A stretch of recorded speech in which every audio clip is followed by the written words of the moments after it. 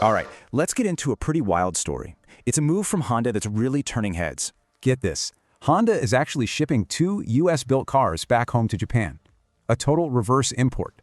So which cars are making the trip? The awesome Acura Integra Type S and the rugged Honda Passport. And for the Integra, this is a huge deal. It's a homecoming that's been decades in the making. So why is this so wild? Well, we've got to rewind the clock all the way back to the 80s. 40 years later, the story comes full circle, and it's the first Acura ever officially sold in Japan. So you've got two totally different rides, a performance beast from Ohio and an off-roader from Alabama. Okay, let's zero in on the Passport. This thing is about as made in America as it gets. The whole idea for it, that started out in California. That's where it was designed. Then the project moved to Ohio. That's where all the heavy-duty engineering happened.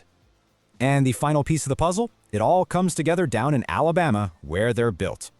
And Japan is getting the top-tier TrailSport Elite trim. This thing is built for serious off-roading. But there's a pretty big catch to this whole plan. It's a really important detail. It all comes down to the steering wheel. These cars are left-hand drive, just like in the US. But Japan is a right-hand drive country, so these cars are going to be a real novelty over there. So yeah, Honda knows these won't be huge sellers. They're really just for a small group of diehard fans.